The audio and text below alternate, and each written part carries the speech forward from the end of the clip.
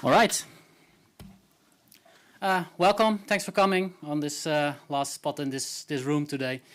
Today I will tell a bit about Django and especially the journey of how Django was used at SignRequest during its early phase, then through the scale-up phase of the company towards like the acquisition of SignRequest by Box, and how it's currently still used. But first, I want to talk about me.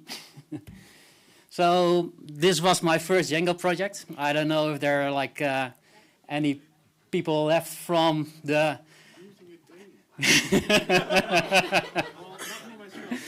Yeah, no, that's really cool because I developed it like in 2012 with a lot of people from GetLogic. I don't know if there are people from GetLogic. Yes, there are some here. Cool. But basically, since that moment on, I've only developed in Django. So I started then, I was already busy with my freelance career. And, well, a couple of years later, I got a call from one of the founders of this company that they needed a Django developer. So SignRequest does e-signatures. You upload the PDF. Say I want a signature there, and there from that person you fill in an email address, and SignRequest makes sure you get a PDF with the signatures on it. That's all legal in court. And I was happy to start working at a startup that was ready to scale up, like meaning they could actually pay me. I was one of the first hires there, and it gave me some nice insights in how a tech stack can develop during this journey of the company. Because you need different things from your tech stack in different phases of the company. So we start with at the early days in SignRequest. So why Django for a startup? So at a startup you need to be quick on your feet. In the early stage it can change per day what is important, and the direction of the company can pivot quite quickly. So it's important to have a framework that allows you to enable you to do that.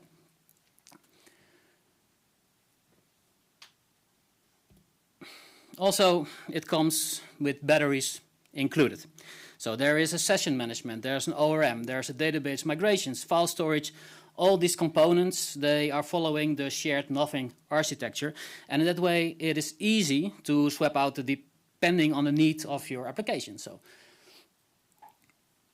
and having this clear separation between the different parts mean it can scale like quite well.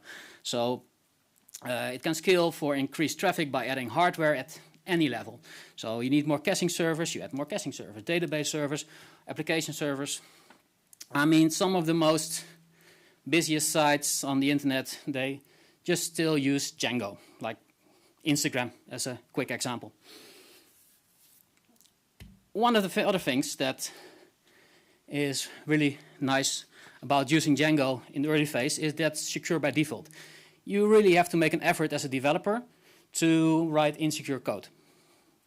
So by default, encryption is handled like quite well. You get session management done well. You get protected for SQL injection. So if you just use the default components, it protects the developers by default for all these bad things. And you don't want to happen that in the early phase. Also not in later phases, but yeah. That's why we still keep using it.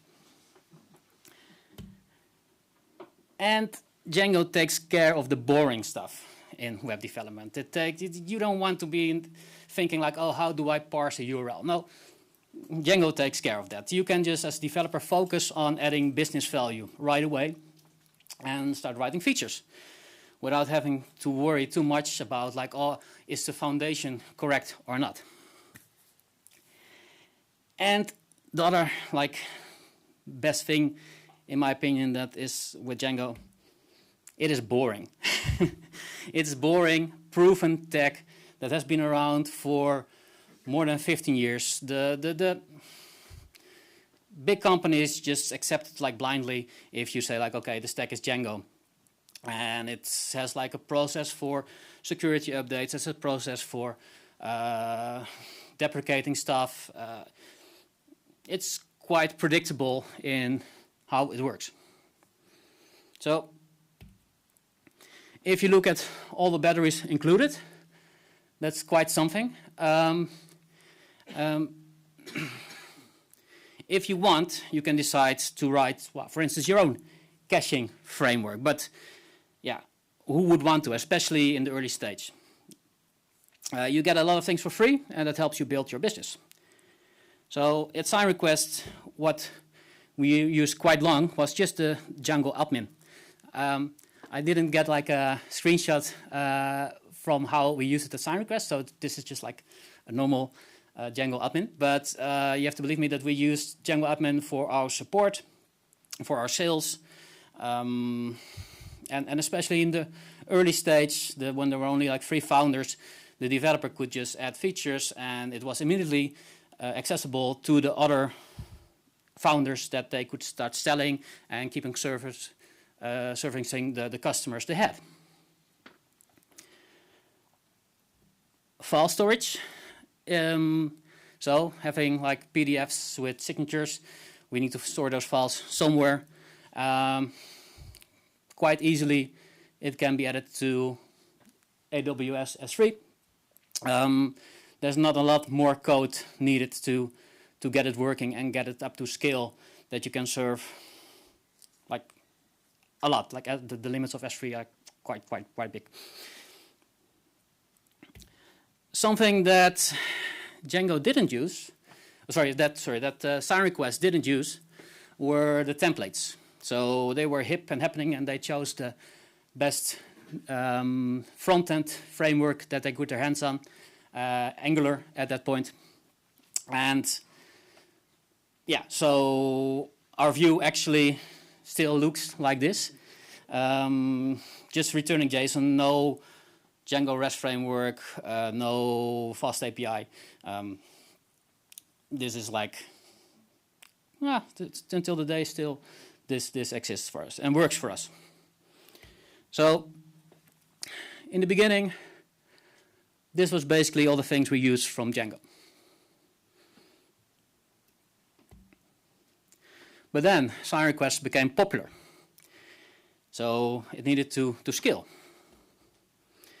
And where the infrastructure looked like this in the beginning, a user accesses a web server asks to the database and gives it back to the user, it suddenly had to handle like a lot of customers. So luckily for Django, nowadays with AWS and cloud, Google Cloud, you can just add more web servers. If the business model is correct, then you should be able just to add more hardware and you can handle more customers. So this worked quite well, but yeah, next step of course would be the async tasks. For instance, what we did is converting a Word document to a PDF. Yeah, you don't want to wait for that in a web request, so we use the kind of default way of doing it in Django with Celery. Web servers had to put it on a Redis queue, and there were several workers taking care of that. So then our infrastructure looked a little bit like this. Some tasks were more important than other tasks. So some tasks we really wanted to make sure that they were executed like as soon as possible, while other tasks, they are okay, that it can take a little bit longer. So we divided it in low prio, a high prio task, and the high prio got more servers, more hardware. And we found a way to actually like scale that. So based on the number of messages in the queue, the servers were added for the background task automatically. And for the web servers, we could easily scale on CPU load. The thing is, they are all just Django containers. It was all just like one big container that we deployed everywhere. So this might be the point that some people start optimizing with making microservices. We decided not to go that way and keep everything in one code base, one monolith that we were deploying at several parts of in the infrastructure. And that way we could even like go further, like really define the background task, for instance, in really specific tasks, like converting a docx task was like the odd one out that sometimes would crash, so that gave like their own queue and their own servers. And also for like many other things that we wanted to keep our eyes on. So, but for the developers, our team was only like 5 or 6 developers at that point. We didn't have to worry about how that was scaling. We could just focus on writing the code. So in our own code base, we could just say, okay, this queue, this code must be executed on the email task queue. So that was like one big advantage, not to switch to microservices at that point.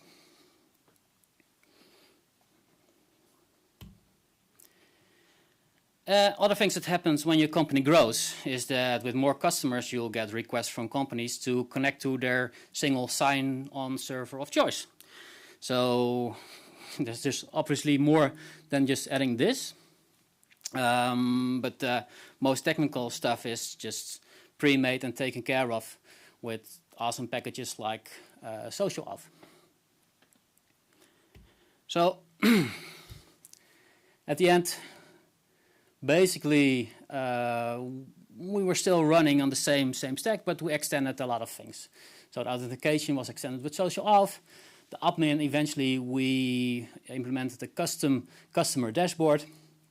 The session management, we needed like extra information from which location someone logged in to give more security for the user.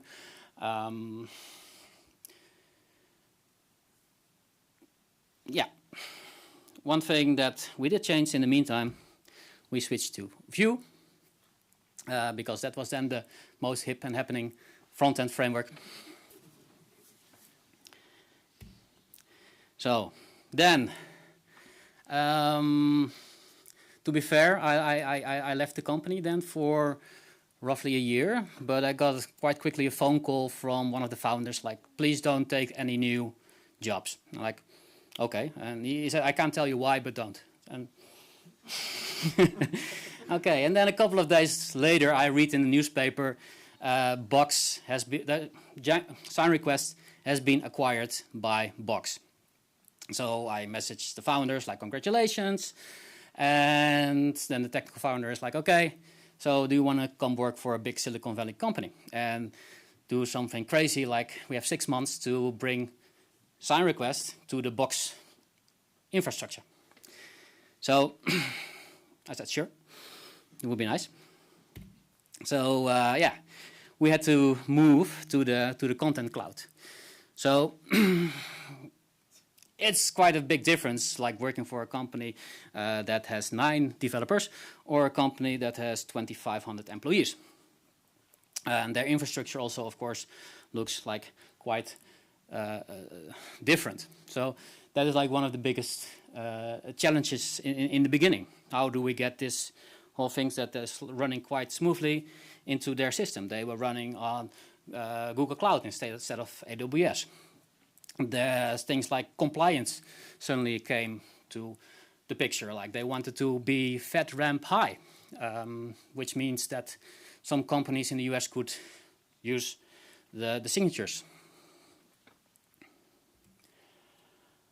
So in the end, SignRequest, Sign, is kind of a microservice in the whole Box infrastructure. So the thing with microservices, it's also about the scale that you are talking about. And this is like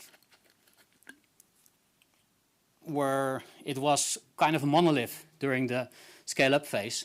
It was a microservice in the context of currently at Box. And one of the other things That's kind of weird in working for such a big company that you're checking like, okay, what is the stock worth at this moment? And you see a news article on Bloomberg that BoxSign will release this new cool feature, and which I'm currently working on. So I'm like, okay, no pressure. So, introducing files on Box, and I don't know if many people are familiar with Box, but Box is a company that does file storage for companies, and they do it well. They do make sure it's secure. They make sure that everybody who accesses a file, that it's all logged and that there's an audit trail of it and that's all compliant with many ISO certifications and compliance certificates in different countries. So instead of like simple storing it on S3, what we did, we now had to make sure that we would cater for all these things that Box could do with files. Like if people would delete a file from their file system, then the signature request should also be cancelled. So there's like all kinds of event streams that needed to be taken care of. So going back to the microservice part of it, one of the things that we introduced was a backend for frontend. This is like the layer with this is the layer where we take care of everything that we don't want in Django anymore. This is basically talking to the services inside the Box infrastructure for us. For instance, authentication. We need to use the Box authentication system. We don't want to use the Django default authentication anymore. The Box user should get access like right away to the Sign application. That, of course, there was like a good API for it, and we can use the authentication layer we introduced in the BFF, the backend for frontend.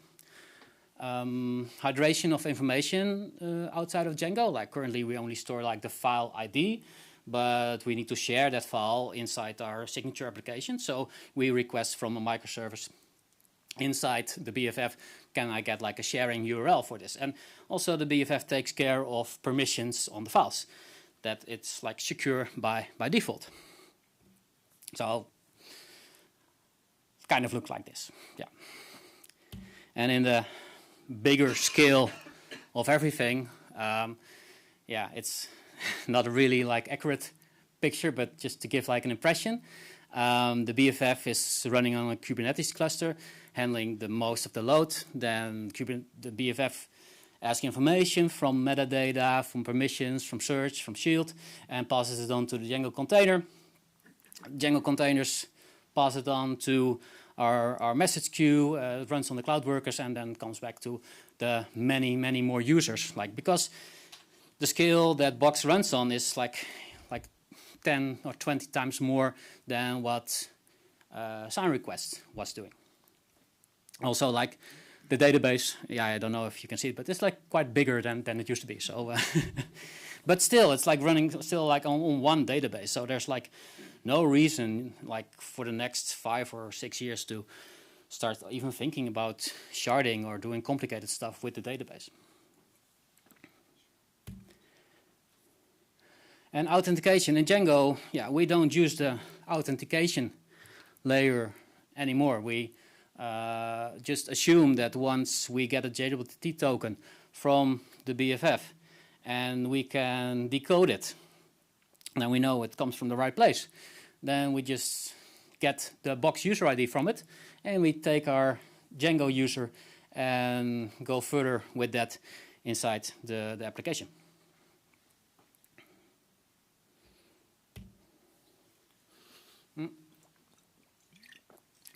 Another thing that changed was that we moved away from Celery and implemented everything in GCP PubSub. And one of the biggest reasons to do that is because PubSub is FedRAMP high.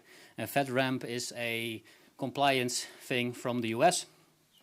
And also one of the reasons why things run on GCP is that they go by default according to this really strict compliance rules. Just by taking it to GCP PubSub, we get like compliance out of the box. Something like Redis was at that point not FedRAMP High compliant. In the end, it works kind of the same. From the web server, we send a message to the PubSub topic. Then we have consumers, and they send a message to one of the Cloud Runs instances. It still follows the same principle. We even kind of like hacked the salary package to use GCP PubSub. So in our code, not much has changed. But in the end, this is still what's left from our Django application. We still use the ORM. We still use database migrations. URL scheme, yes, but it's gated by the backend for the front end. We didn't use templates from the beginning. Authentication is not longer a thing. Authorization, okay, mostly done by the BFF. Caching is not longer a thing. We can only do that in local memory for compliance reasons. We don't have an admin anymore. We don't use the sessions. We use the session of the Box infrastructure. We obviously don't handle files anymore. That's like the thing that Box does really well. So forms we never used. Testing, we use like way more tests than we did in the scale-up phase. We thought we were pretty solid on the tests, but a lot more tests were added, and especially end-to-end tests. Internationalization and localization is still happening as well. We still use the default Django internationalization localization framework. Only difference is now that whenever we do a commit with a new sentence that needs to be translated, it automatically goes through a pipeline to a translation office that starts translating it and automatically sends us a pull request with the translated version of like all the code. That was pretty cool. Sending emails, we still do ourselves. Logging is like taken care of by the Box platform. So yeah, and then for the future, there will be more and more users. And the thing like with working for a company that does their analysis and is like a projections every quarter for the because it's like a company on the stock exchange, you can quite know like how much more users are to be expected. We might do some optimizations by rewriting some of the Python functionalities in C, just to get it might finally be economically sufficient to do that. We might now start splitting up some background tasks to really become independent microservices, mainly because other services at Box might be able to use that. And of course, there will be more and more features. The development team in Amsterdam has grown from 9 to 60 people. So there's quite a lot of more manpower behind it.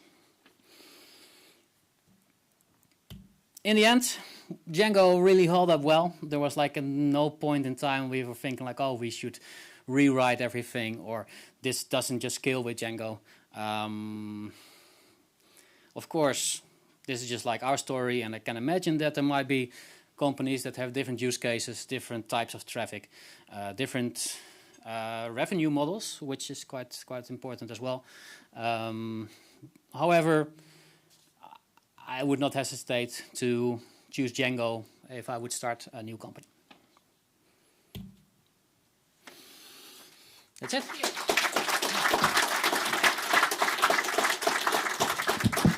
Thank you for that. Any questions?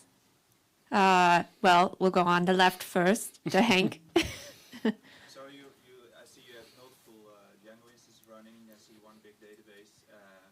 How do you do migrations? So the question is, how do you do migrations? You have multiple things running right now. So of whatever course, works. yes. So we do still do it the old school way, Django migrate. However, we do have something like canary deployments where we deploy first to 10% of the users. So our migrations need to be always backwards compatible. So you can't really put a Django, you can't go on with a migration that is not compatible with the old code. So it's multi-step then, right? So you do a first step migration, then wait until it has been fully deployed, and then do a second migration to get the old code out. Correct, correct. So two Django tasks doing the same migration. Sorry? So two migrations might be happening at the same time, trying to change the database. No, that will never happen. Like we have like a strict process for the migrations, and there's like a separate pipeline for the migrations that needs to be approved by at least one staff engineer that went through it to make sure that you don't add a value that, for instance, can't be null. So, and if you have like 90% still of like old code running, yeah, then that will be a problem.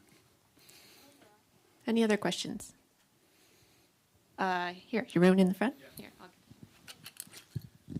Here, Are you using the asynchronous features of Django, or is everything still synchronous? Everything is still synchronous at the moment. Our BFF layer is written in Node, so we get some async stuff from there. So like asking like different microservices information, we do async. We are now still running on Django 3.2, so there's like some async, but I think in Django 4.2, when we go there, then there will be for sure more. We will start using it more and more. Thank you. anyone else? I saw one more hand in the back. Yeah. You've listed all the batteries included. That has been like this for almost 10 years, I think. What batteries would you like to be included in Django for the next project? So the question is, we're looking at a lot of batteries included. So what batteries would you like to include in the next project? Was that the question? Yeah. Okay. So that's a good question. There's like thoughts, of course, about like getting the Django REST framework in, but now listening to some talks at this conference, I think like maybe fast API might be also. So I think there's like the Django core developers are quite conservative in adding new things, and they only will add something if they know for sure that you will need it in your default tool case. So like, and I think there's like at the moment like even some movement in getting some of the packages by default included, like the debug toolbar, because that's some of those things are almost always used by people. So. Yes. At what point was the admin not good enough anymore? The question was, at what point was admin not good enough, and you had to make a dashboard? I think when the support team went from 2 people to 5 or 6 people, and especially because the Django admin is still quite tightly tied to the database model, and there was just a need for like one overview of a customer that they could see like quite instantly what's going on, and it was easy to explain to one customer support person like, okay, this is how it works. Then it was kind of okay to explain it to 2 or 3, but at one point you need to start scaling, and it just needs to work, and then it's like worth investing manpower in going for it. Arjen. My question was, did you use, or did you use, when the company was taken over by Python for other pieces of the architecture? You already said you used Node for the backend, for the front end. But are there other new pieces of software that you guys could develop in Python, and which technology were you using then? I'll let you repeat the question. Yeah, so the question is more, are there other parts besides the application we were using Python for at that moment? We were using a Python script to define our cloud formation infrastructure. So, but that was not the default at Box. They used Terraform, so we switched to Terraform. There was like not like a rule. We need to use Python for everything. So it's really like, okay, this is the easiest tool for the job. For instance, like there are some parts were already during the scale-up were written in Java, just because that made more sense with all the PDF features that we use, for instance. Anyone else? Oh, yes, in the back. So at first, when you used Angular instead of Django templates, you said you didn't use Django REST framework. Is that right? In the beginning, not. No, in the beginning we were just like returning whatever the front end needed. Only when customers start asking for an API, we started implementing the REST API on the side of it. So how did you let Django communicate with Angular? We were returning we were just returning JSON and interpreting JSON. Stop me. I don't All know right. what's happening right Yeah. now. I think time's up.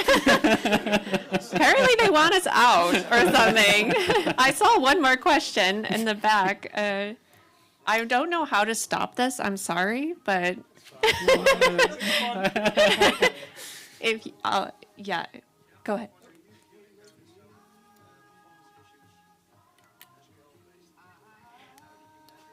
The question was, did you encounter any SQL-based issues, and how did you deal with that? Yeah, many, of course. Like when you're dealing with SQL, you always run into places where you need to optimize and need to perform, and just need to make sure you really measure well what's happening and know where the bottlenecks are in the application. We used New Relic at a point in time to monitor everything, and then you get quite easily access to what degree you need to start optimizing. But the kind of nature of the application made sure that people were okay waiting like 800 milliseconds when they sign a document. It's not that it need to be really fast, but yeah, once it goes above that, then we started like really looking to how to optimize this. All right, there's time for one more question. Yes? I saw Celery.